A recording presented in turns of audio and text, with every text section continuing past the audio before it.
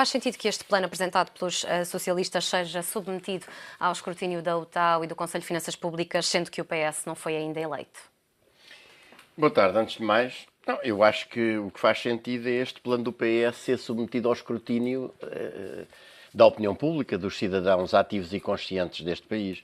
Porque, na verdade, eu acho que não é preciso fazer 29 perguntas ou 31, há duas essenciais para fazer, quer ao PS, quer ao PSD e ao CDS. E em nenhuma delas, qualquer dos planos que até agora foram apresentados, ou dos programas, responde de um modo inteiramente claro. Que é qual é a vossa posição quanto ao pagamento da dívida, onde é que vão buscar 222, 23 mil milhões de euros para pagar essa dívida, como é que é possível tomar uma única medida de autonomia política, económica, orçamental e financeira se mantiver a presença de Portugal no euro e a lógica do funcionamento no quadro da União Europeia. E este programa do PS deve ser denunciado como uma manobra de habilidade política que consiste em defender exatamente a mesma política que o PSD e o CDS para estas questões fundamentais, usando aqui de um truque que consiste em ter ido buscar aquele segmento dos economistas que não estava completamente queimado e, portanto, já não se vão buscar os Duques e os Catrogas e os Silva Lopes e os Medinas Carreiras e outros que tais para justificar as medidas da Troika, e António Costa vai buscar uma outra geração de um outro segmento de economistas que defendem no essencial o mesmo, até do ponto de vista da linguagem. Eu na última semana não tinha tido a oportunidade ainda de ler com todo o pormenor, agora já o fiz e, portanto, até aquela técnica de usar uma terminologia que disfarça a realidade das coisas, como seja não falar em despedimentos na atividade laboral privada, mas sim em separações, vai lá que não se fala de divórcios entre empresas e trabalhadores, despedimentos na função pública fala-se em racionalização de efetivos, o abaixamento dos salários é um ajustamento e outras coisas similares, mas a verdade é que a posição do PS é que a dívida deve ser paga, aliás, até num espaço muito mais curto do que aquele que o próprio Presidente da República, nos seus tristemente célebres roteiros, volume 7, declarou com toda a clareza que para se chegar aos limites do Tratado Orçamental era necessário, e para assegurar o pagamento da dívida, era necessário um ritmo de criação de excedentes primários de 4% ao ano nos próximos 26 anos. O que este programa para uma década do PS significa é que António Costa quer pôr o povo português a pagar a dívida, a permanecer no euro, a suportar as políticas de austeridade, com uma outra geração de economistas que lhe dão a fundamentação técnica e, no fundo, a praticar o mesmo truque que praticaram o PSD e o CDS, que é de apresentar a crise que o país vive como uma crise de natureza puramente económica ou financeira, para a qual era preciso tomar medidas técnicas e para a qual se iriam buscar não políticos, mas sim técnicos, seriam os técnicos competentes. Costa está a fazer exatamente a mesma coisa para prosseguir exatamente a mesma política. E, portanto, as perguntas que se põem a um e as perguntas que se põem ao outro e que demonstram que uns e outros não diferem quanto ao essencial. Querem continuar a política de austeridade, querem amarrar o povo português a uma lógica que consiste em pôr quem trabalha a pagar impostos, a destruir o Serviço Nacional de Saúde, o sistema de educação, o apoio social precisamente às maiores vítimas da crise, que é isso que é aquilo que o PSD e o CDS têm feito até agora e que o PS quer continuar a fazer. O PS de Costa. Garcia Pereira, o PSD não deveria ter utilizado estas sugestões do Partido Socialista e propor talvez algumas alterações?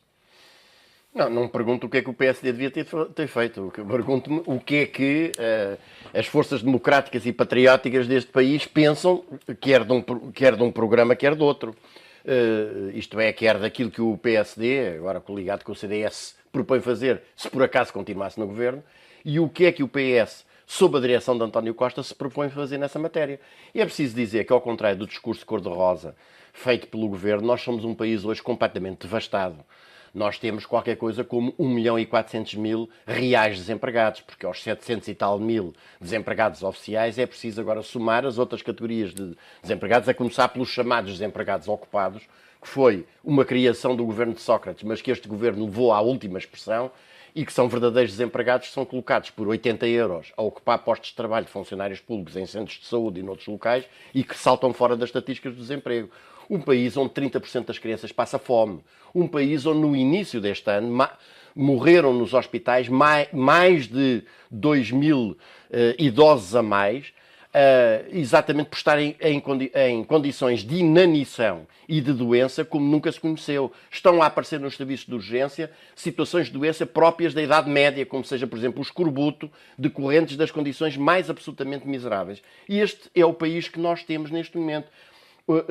No ano passado, tivemos qualquer coisa como, ser das medidas restritivas deste governo relativamente ao Serviço Nacional de Saúde e o aumento das taxas moderadoras, nós tivemos qualquer coisa como menos 354.825 atendimentos dos serviços de urgência. Porque a saúde dos portugueses mudou. Houve mais consultas, houve mais operações. Houve porque a saúde dos portugueses... Deixe disso. O que houve foi, de facto, uma restrição no acesso e um aumento das condições de miséria. Portanto, nós somos um país que hoje tem estado a vender, pela via deste governo, os últimos ativos estratégicos. Portanto, somos um país de esfomeados, de desempregados, um país de gente pobre, e é este o quadro em que estamos. Ora, para sair disto, com uma dívida astronómica e com uma incapacidade de produzir para sustentar e para não ter que ir comprar lá fora, total, mercê da destruição sucessiva da capacidade produtiva. Ora, relativamente a isto, aqui é que é importante salientar, o que é que importa salientar aqui,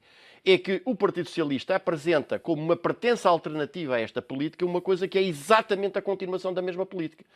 Exatamente a continuação. Há aqui um corte na austeridade, como dizia ainda não agora é verdade, António Costa. não é verdade, porque repara uma coisa, por exemplo, a propósito da segurança social, aquilo que está no documento, se a gente o souber ler, é o aumento da idade da reforma. É claro que, e até por isso deve ser denunciado pelo coordenador do Partido Socialista. Nem podia deixar de ser assumido, porque o que é preciso é descodificar. O aumento da idade da reforma é dito com um paleio pseudocientífico. Há Vítor Gaspar e companhia, quer dizer, o PSD nisto não fica de fora desta crítica.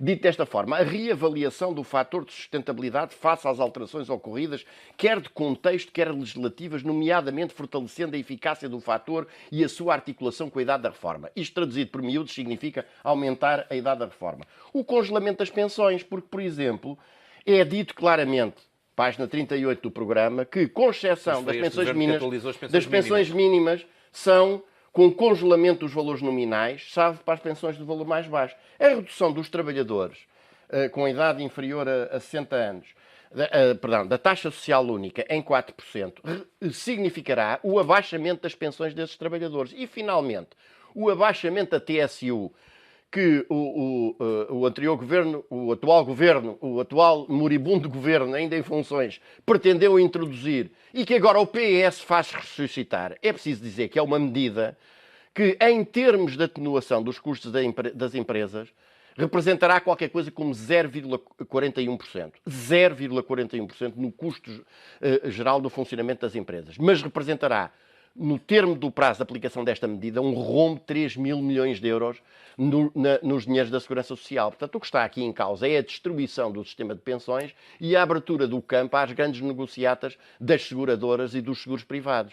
Portanto, mas a questão fundamental é esta, que é aquela a que nem este programa, nem o outro respondem. Aliás, António Costa, na intervenção que acaba de fazer, deixou com toda a clareza a questão de que pertence ao euro é um dado indiscutível. Pagamento da dívida, conforme resulta aqui, é um dado indiscutível. Ora, pretender desenvolvimento com a pertença ao euro e com a lógica do pagamento da dívida é a quadratura do círculo. Porque a verdade é que um país como o nosso está completamente amarrado, não pode investir um tostão que seja num investimento estrutural. Aliás, a palavra investimento não aparece neste documento do Partido Socialista e não é por acaso. Mas já agora, permita-me só, e termino já, para fazer referência a 2 ou 3 pontos absolutamente, digamos, significativos deste programa.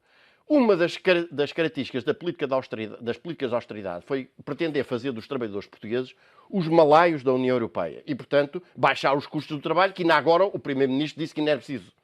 Salientando de novo que os custos laborais da hora de trabalho em Portugal são neste momento 13,1 euros e que a média na zona euro são 29, para já não falar em países como a Noruega, em que são 54. Eu chamaria a atenção para que essa lógica de abaixamento foi prosseguida com dois tipos de medidas essenciais. O aumento dos salários, o aumento dos tempos, o aumento dos tempos de trabalho, isto é, o aumento dos horários, era isso que eu queria dizer, o corte dos feriados e o corte nas cláusulas de conteúdo remuneratório, por exemplo, do trabalho suplementar e, finalmente, com o embaraçamento e a facilitação dos despedimentos. Ora, o que é que o Partido Socialista propõe neste programa a esse respeito? Manter estas medidas todas e, quanto aos despedimentos, facilitá-los ainda mais através de uma coisa chamada um despedimento conciliatório, que faz com que, se o trabalhador der a sua concordância a ser posto na rua, ganhará uma indenização calculada em vez de 12 dias por cada ano, 15 dias por cada ano. Isto é pura e simplesmente a demonstração que, de facto, o senhor António Costa é o senhor Hollande de Portugal. Isto é, tem exatamente as mesmas políticas que diz dos partidos de que diz combater.